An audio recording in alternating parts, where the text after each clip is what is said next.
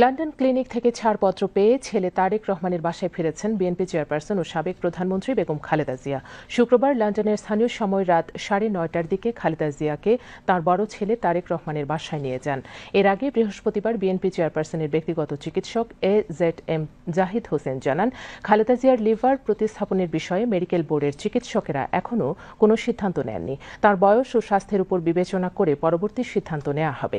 বর্তমানে ওষুধের মাধ্যমে যে চিকিৎসা পদ্ধতি চলছে সে ব্যাপারে দ্য লন্ডন ক্লিনিক ও যুক্তরাষ্ট্রের জনসন হপকিন্স মেডিকেল কলেজের চিকিৎসকরা একমত হয়েছেন। ডাক্তার জাহিদ হোসেন আরও জানান, খালেদা জিয়ার বড় ছেলে বিএনপির ভারপ্রাপ্ত চেয়ারম্যান তারেক রহমানের বাসায় থেকে তিনি প্রফেসর প্যাট্রিক কেনেডি ও জেনিফার ক্রসের তত্ত্বাবধানে মেডিকেল বোর্ডের সিদ্ধান্ত অনুযায়ী চিকিৎসা নেবেন। 8 জানুয়ারি উন্নত চিকিৎসার জন্য লন্ডনে যান বিএনপি চেয়ারপারসন ও সাবেক প্রধানমন্ত্রী বেগম খালেদা জিয়া।